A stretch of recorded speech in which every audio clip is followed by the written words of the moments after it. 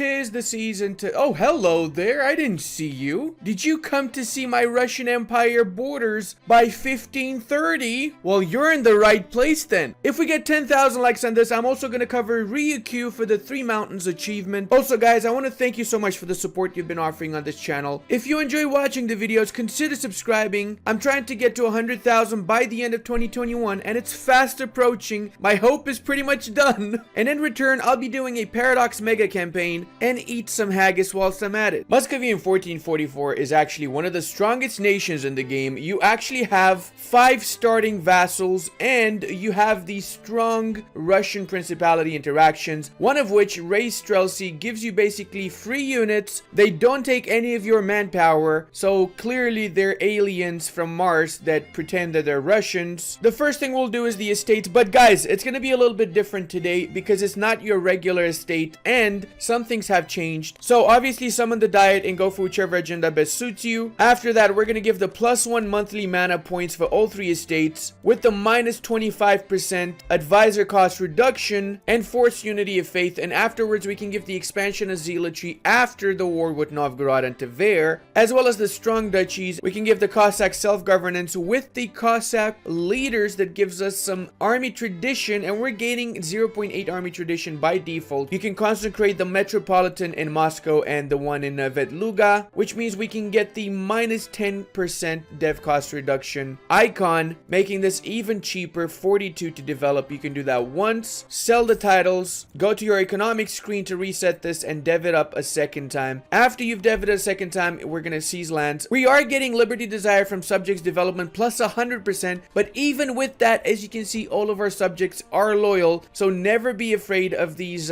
massive negative modifiers from the estates. They're really just fooling you. We are gonna make our leader a general actually, because we don't mind if he dies, and we're also recruiting the independent company in the province of Mohatsk. We are going a little bit over our land force limit. Don't worry about that too much. As soon as the mercenary company was recruited, you can do your mission, invade Novgorod, and that gives you claims on the entirety of Novgorod. So on the 11th of December, you know what we're doing. Make sure you use the Conquest CB, not the Reconquest of Velsk. Remember that you can also assign objectives to your various vassals so that they can start sieging down provinces around them. This way, the AI is not super confused and knows what exactly it's supposed to do. Booyachaka, Stacken Vipen for Odoyev. And my beautiful vassals are actually going for the targets that I assigned them. And because we have the claims on Tver, we're gonna attack them. Co-belligerate Ryazan.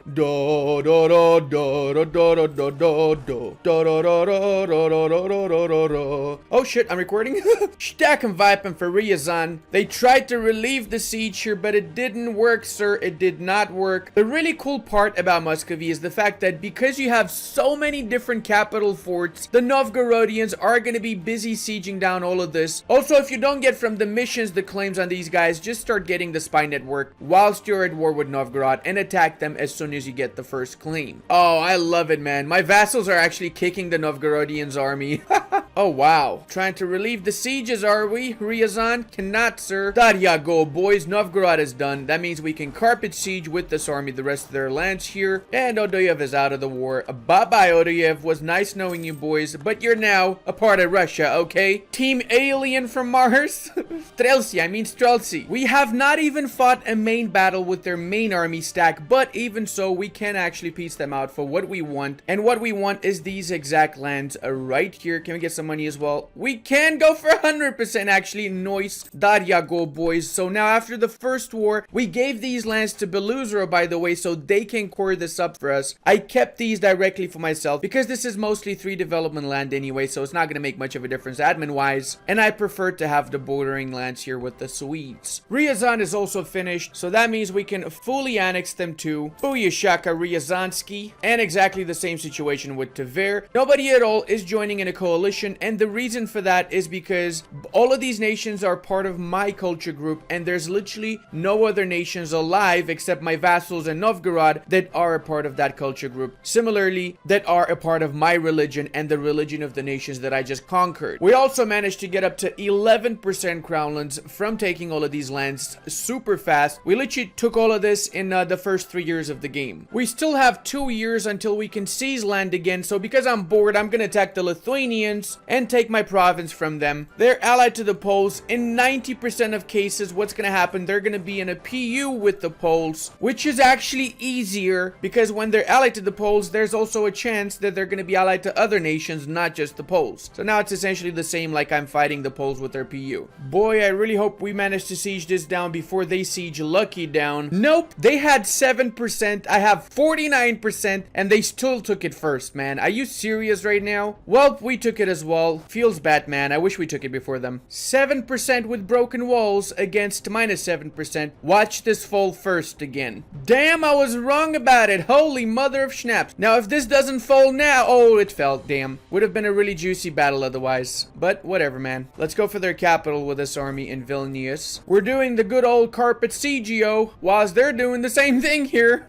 Well, I didn't finish it by December of 49, but I did finish it by January of 50, so it's close enough. Whatever, man. That means we can bring our boyos back home so we can get ready for the big wars against the hordes. So you probably guessed why I only wanted 3 provinces. That is correct. I'm gonna release 3 different vassals from here, but I'm not gonna release them just yet. First, I gotta integrate a couple of my current vassals, Yaroslav and Rostov. Oh, hey, this is exactly what I needed. Admin points. Okie dokes, time to bring our diplomat back. Alrighty, now it's time to declare war on Kazan, and we can use the Reconquest CB for our beloved vassal of Perm, rush for their capital, of course, and carpet siegio everything. So in my case here, they're allied to Crimea and Uzbeks, so we're gonna actually peace out Uzbeks first. That means we'll focus on Kazan and Uzbeks before we focus on Crimea, because Uzbek is also allied to Golden Horde, and we're gonna make them cancel their alliance with the Great Horde in the process. So we're gonna cancel the alliance they have with the Great Horde, as well as get the money from them. 62 truce is fine with me, because by 62, I will be gunning for their lands, of course. Literally nowhere to run right now. I guess you can Crimea River.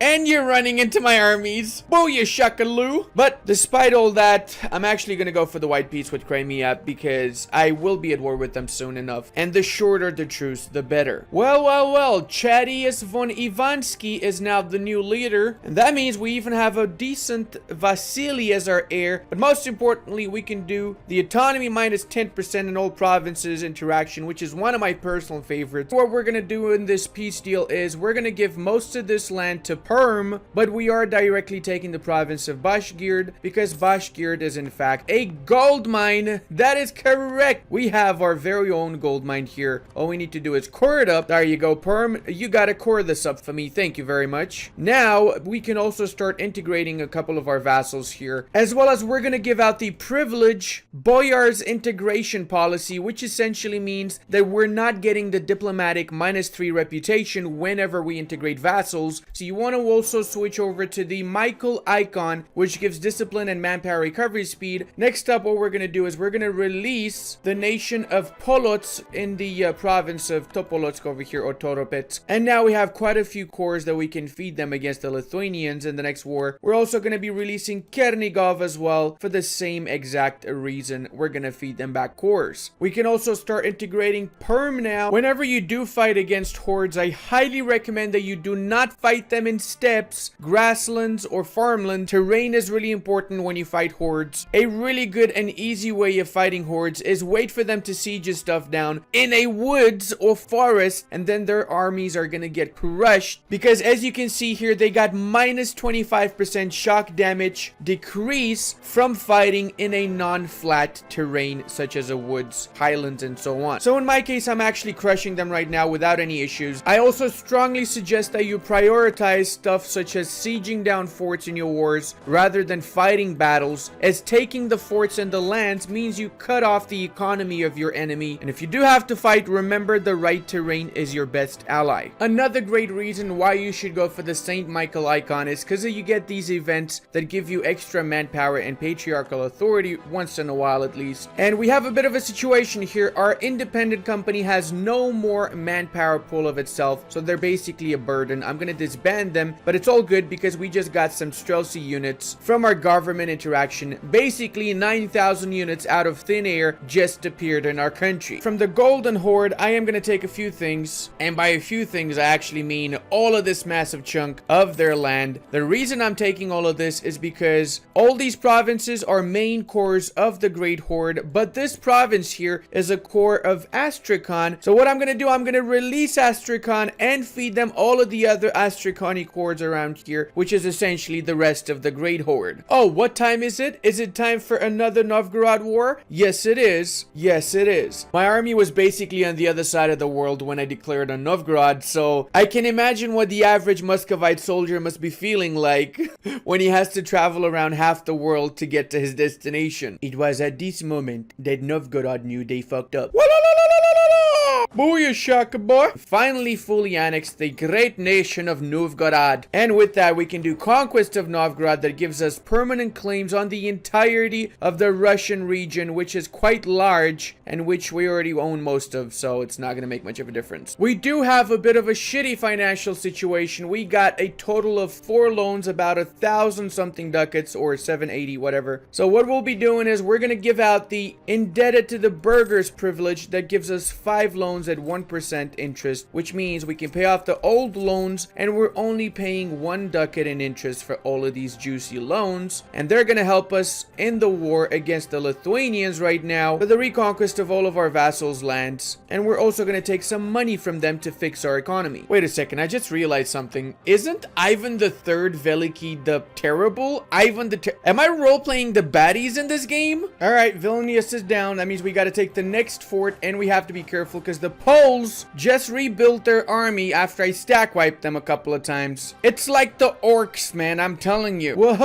hold on a second. Get more Streltsy. Don't mind if I do. I got a pretty good use for you, boyos. Alright, we managed to get a couple of small armies cornered, and that's gonna help our war effort because the more armies we stack wipe, the faster we're gonna piece these boys out. Are you kidding me? I literally just took Warsaw, and then they integrated freaking Mazovia the same actual day, which didn't give me the war score from taking that fort. Gold, we can take gold, boys. Fix our economy. And you know what else I'm gonna do? I'm actually gonna give out this Cossack land right because I actually am over my governing capacity a little bit, because the cores belong to Chernigov. All of these cores is okay to give out directly like this, but any other nation that has cores on your enemy and is your vassal, you have to give from the interaction, otherwise you're gonna get a lot of extra aggressive expansion. We're gonna take a few other provinces too, maybe a little bit more cash. We actually can go for 100%, so there you go. Now we basically have half of the Lithuanian land, and since we are at peace, we can release Astrakhan, and all of these juicy cores are going to be ours very soon. We're also integrating Polotsk, and we're going to do the same with Belozuro, so I guess it's the second chill period, as I like to call it. Remember to continue to consecrate Metropolitan whenever you can. Ideally, we want to get 100 patriarchal authority to take advantage of the extra manpower modifier and the local unrest modifier. Another vital thing to do in your peace period is to lower autonomy and let the rebels come forward, because we want to fight these rebels in order to get more army tradition when we are at peace, and to make sure that they don't pop out when we are at war later on. We are pretty close with integrating Polotsk, but in order to make it faster, I'm gonna do my classic move of seizing some of their lands, which there you go, we're up to 94% now. We do have to core this up, but it's worth it because it shaves off a good 6 months from integrating these guys. I am actually going to get an alliance with the Livonians because I will be diplomatically vassalizing them and feeding them back all of their lost cores in the Baltics. We used our spy network to get a claim on Kazan itself, and we're going to attack them. Oh, I love it when I catch them unexpectedly like this. Crimea's not even going to have any morale by the time I get there. Oh, interesting. They had a secondary army hiding somewhere. I'm going to let them come over here and I'll engage them in Mansour, taking them out, and then I can white piece them. Well, we caught the armies of the Uzbeks, and they are massively stacking viping. Monies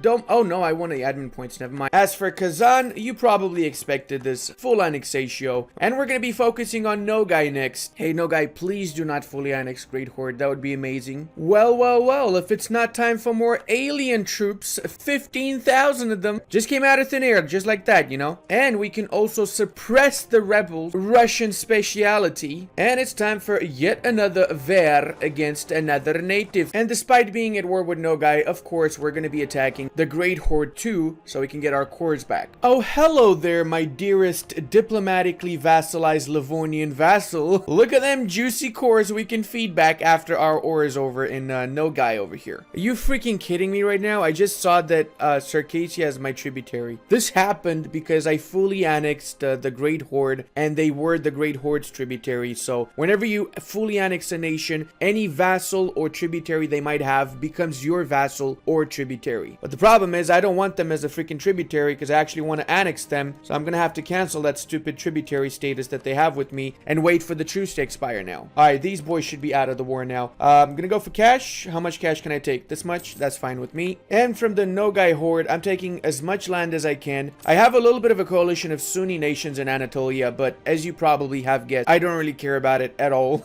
Imagine caring about coalitions. And we have 22% crownlands, so I'm actually going to sell some titles, seize crownlands afterwards, and I'm going to develop a few provinces a little bit to spawn in renaissance, and as such, every time I develop provinces, I get 0.2 crownlands in return. So this is going to go up above 20% again. I've used up 2,000 ducats to basically just build barracks everywhere around Russia, and I'm also going to be declaring my war against the Danes for the reconquest of all of my cores that belong to my Livonian bestie over here. Of course, that's not going to be the only thing we take from them though. Ah yes, the thing that Russia needs more of, manpower.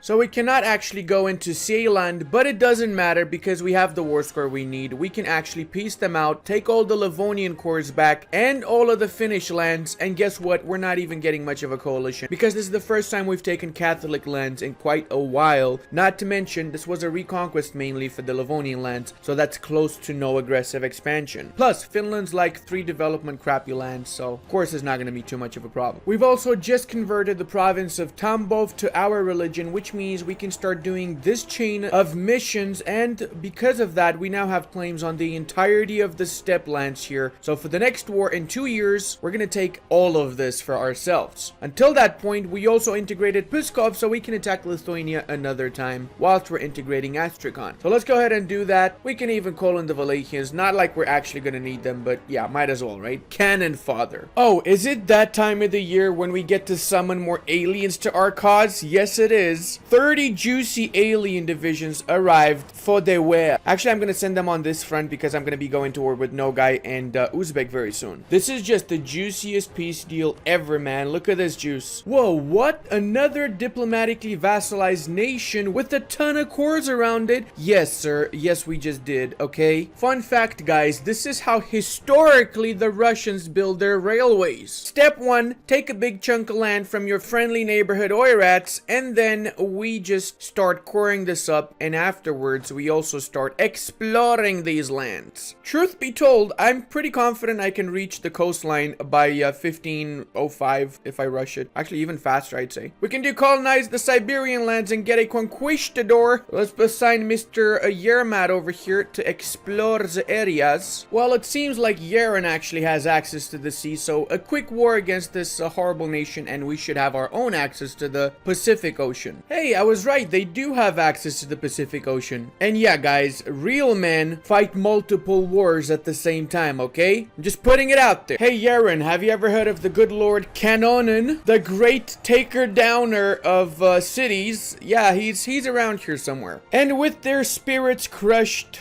the Yerenis are gahon, which means we actually have reached the Pacific Ocean. To do the achievement, we must colonize all of these provinces here in the East Siberian parts. That means it's actually viable to just attack the natives, but we're gonna do this after we actually unlock the Russian government type so we can use the Siberian frontiers in order to colonize this. I think it's also time that I start my golden era, as I am also going to be spawning in colonialism, and having the golden era makes developing provinces 10% cheaper. What does a sane person do when they have 116 overextension? They go to war with the more nations because we need the Lithuanian lands. It's ours, okay? It's my land. Oh my god. The Ottomans just released Galicia Volhynia from the Poles. Okay, I think I'm gonna have to go to war with the Ottomans after I finish off this war. We are basically restricting the Lithuanians to their historical borders over here. Albeit, I think Vilnius Vilnius is kind of Lithuanian, isn't it? Well, never mind. Historical borders, guys. Okie dokes. Time to attack Galicia. And of course, the Autumn is going to help them out. So that's perfect because we can take a few lands from them also. Should have co-belligerate them. I just realized that. But it's all good. We only won 3 provinces. Wallachia, it's for your own good. I don't actually need you in this war, and you would get crushed if you join. Of course, we're going to be barraging and assaulting these places because we don't actually want the Ottomans to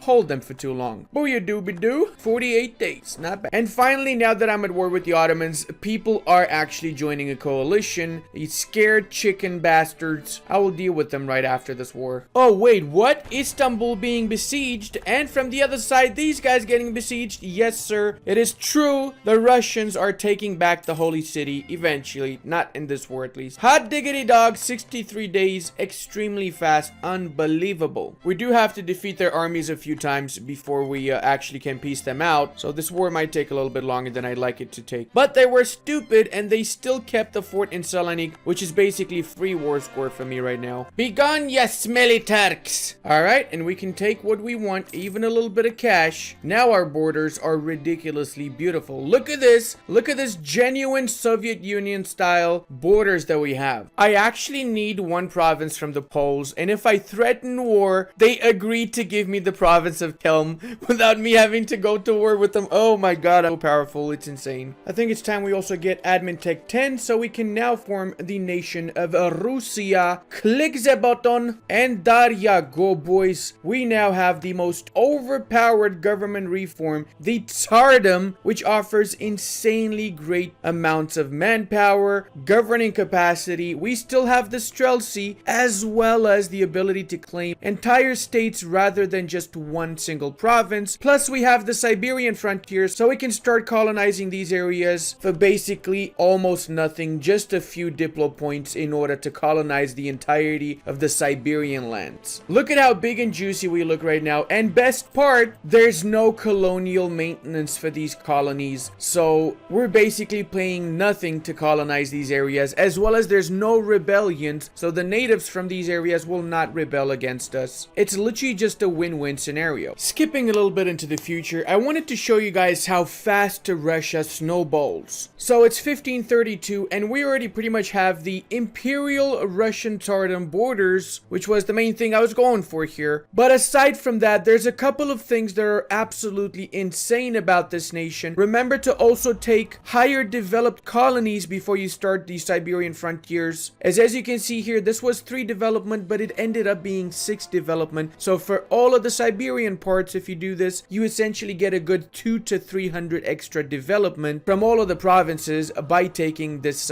splendor bonus. Aside from that, what's truly beautiful is the fact that we have 300,000 units and we have 572,000 manpower, as well as the ridiculous Streltsy. We can summon 74 Streltsy and we end up with 374,000 units just like that. It didn't cost us any manpower. For me, this is honestly mind-blowing that it's not yet nerfed, as it makes Russia insanely overpowered. I've never had to struggle with manpower at all. Economically speaking, we're doing pretty well off as well, considering that we're fielding almost 400,000 troops in 1530. Trade definitely helps out a lot. We have our main trade node in Novgorod that we have 95% of, and we're filtering in from all the other parts as well into Novgorod. But what really saved us in the early game was the Zlatust gold mine, which definitely provided with a ton of early income for our early expansion. Another vital thing to say is that you need to manage your truce timers perfectly. I had no coalition trigger because I managed the truce timers well, attacking nations whenever the truce expired. For 10,000 likes, I'll be covering the nation of Ryukyu, which has the 3 mountains achievement, and I will explain how you can get that achievement yourself quite easily. Also, for 15,000, we can continue this run and get to 10 million manpower before 1600 is finished, without even expanding too much. And if you enjoyed the video so far, consider subscribing. I am trying to get to 100,000 by the end of 2021, and if we manage to, I'll be doing a Paradox Grand campaign, and I'll have some haggis whilst I'm doing it. And I want to give a very big thank you to all of my channel members, Patreon members, as well as my Twitch supporters. I really wouldn't be able to do this without all of your support. You guys are absolutely amazing.